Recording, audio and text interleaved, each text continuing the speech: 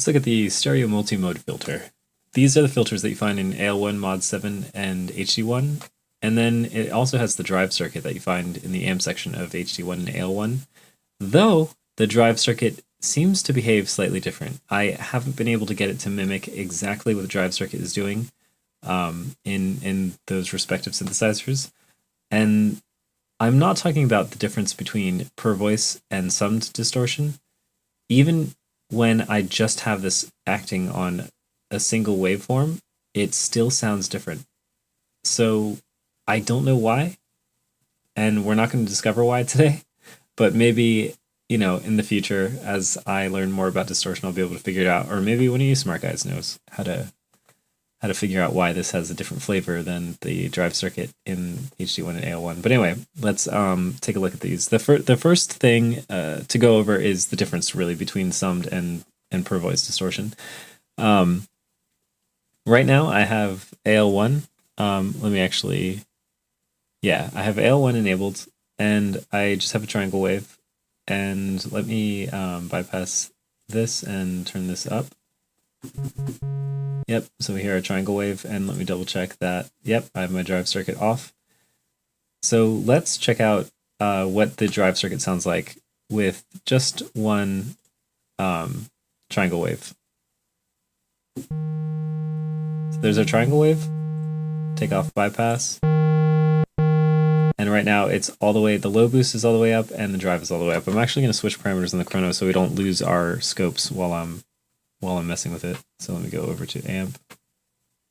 Here we are with low boost, drive. Darn it. There we go. So that's what happens when we just increase drive. And this is what happens when we just increase low boost. And then both together creates kind of a square wave.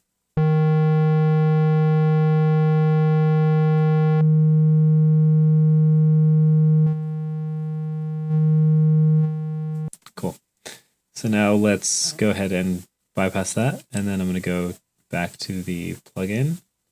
Let's see if I click this. Yeah, it will change to that screen. Nice. So let me unbypass this, and then turn up the gain. So it's a lot louder. Let me adjust the gain for the gain. And now let me turn up the low boost. And adjusting the gain again. So it's square-ish, but it's not, it doesn't look as square as it does in AL1. It must simply be a difference between the input gain. So this is the way it looks here. Let me see if I can get this waveform with AL1. So it's like 2 boxes high, kind of squarish. The pulse width is about 3 boxes long. I'll use the same note. And now let me go to, and that's with gain and low boost all the way up. So going back to HD1, taking off bypass, turning up gain and low boost all the way. I'm now going to go to the oscillator section, and then I'll try turning down the oscillator until the waveform looks the same.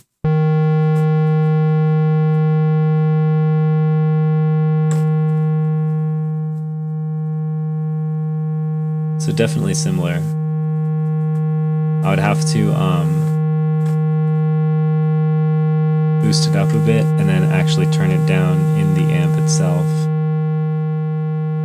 to try to get the exact same waveform. Okay, finally. So I actually didn't know that. It is exactly the same distortion circuit. What was throwing me for a loop was that the gain staging is a bit different. So now that we have that cleared up, let's listen to the difference between per voice versus sum distortion. So right now I am checking out the per voice distortion.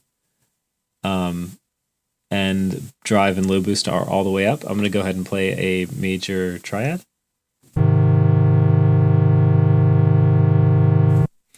And so that versus, let me bypass that and then go back to my insert effect, turn that on.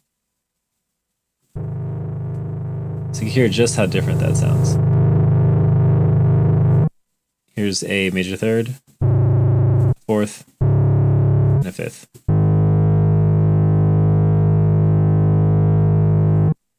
So that fifth versus this fifth.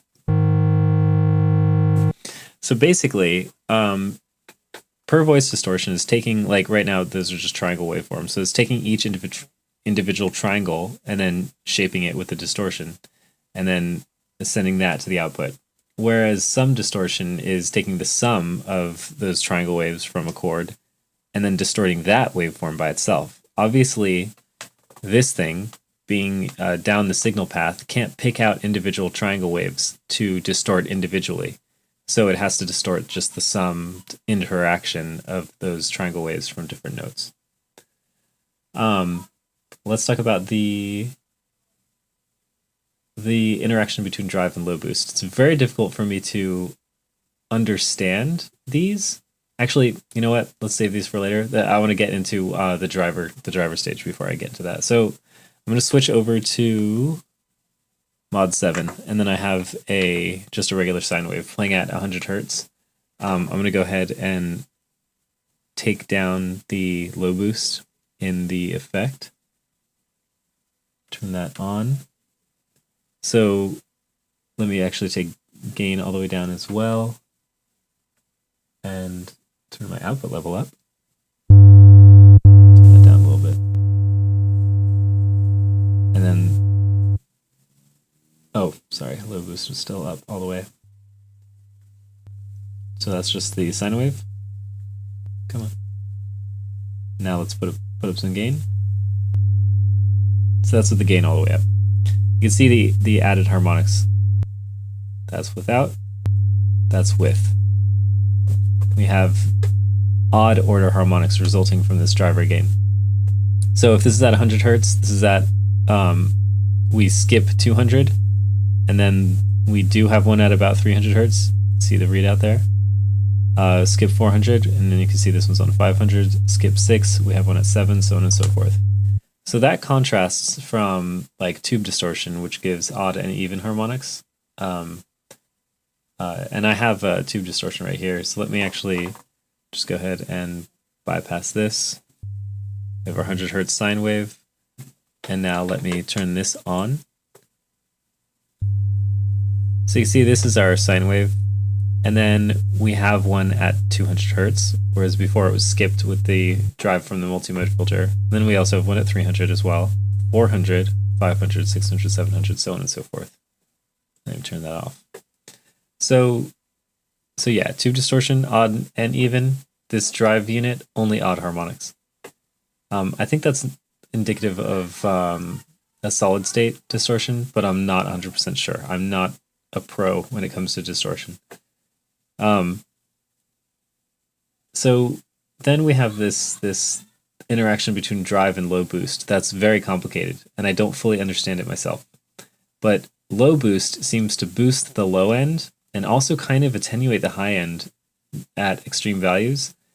And then depending on the way the driver gain also kind of changes the way low boost is behaving. So they both kind of affect each other in a way. It's super weird. This is controlling how much low end gain is going to this, but then this is controlling like which frequencies this is acting on. Anyway, let's just give it a listen. Also, it's super hard for me to even kind of test out what this is doing, because like when I throw noise through it, of course, you know, I can see any kind of frequency shift that is going on in the spectrum, but that it's also, of course, adding extra harmonics in there, so it kind of confuses me.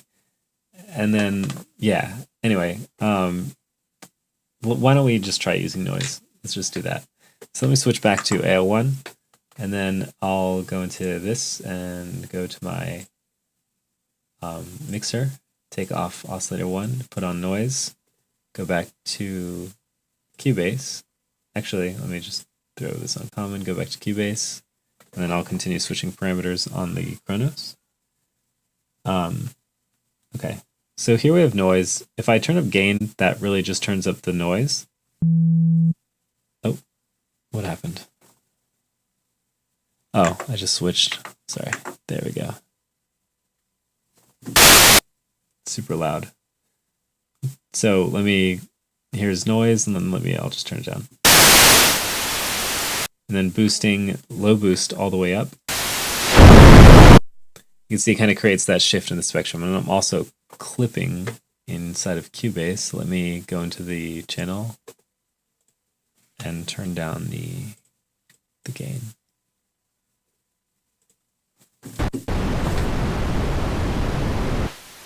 So that's no low boost, full. Now with it on full, let me turn up the gain. It kind of evens it back out again, which is kind of confusing. Low boost all the way up, low boost with gain. Just gain with low boost all the way down. Low boost all the way up. So the way it's kind of changing the balance kind of, again, changes with gain. And then listening to that act on like an individual sine wave, I'm going to go back and actually switch back to mod 7. And then inside of mod 7, I'm going to switch to a sine wave that I can play. And then, let's see, putting gain all the way down and then putting low boost all the way up. And then playing the keyboard. I'm going to just kind of go down chromatically. So we're not really getting any distortion right now. But then all of a sudden, at A3, we get like crazy distortion. But then A sharp is clean. So that really confuses me. And then in the Kronos, if I turn down the low boost just like 1 while I'm playing that A3, we lose those harmonics. But then G sharp 3 is also clean. Then the lower I go, I get more distortion. Putting this back up to 100 gives me like super distortion. But again, it goes away when I play high enough. So you can see there's a definite range like below 250 hertz that it really kicks in. Looks like it really starts, it tapers off really hard like after 200 hertz. So I'm not sure if low boost is only affecting that low range. Let me hit like a chord. I'll just hit like an A minor. So that's super distorted, and let me go 2 octaves up. So we also do get some pretty crazy distortion from an A minor to 2 octaves up. But individual sine waves, it's that A that is the cutoff point.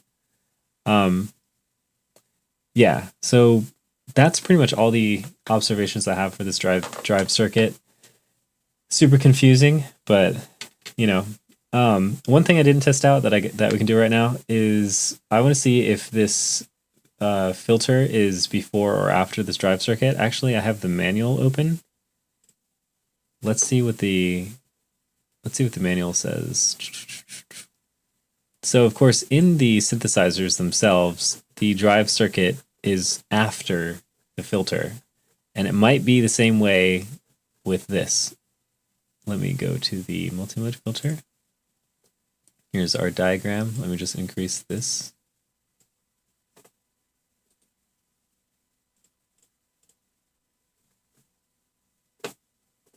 Yep, it goes into the filter and then the drive circuit. Cool. So I don't really have to test for that.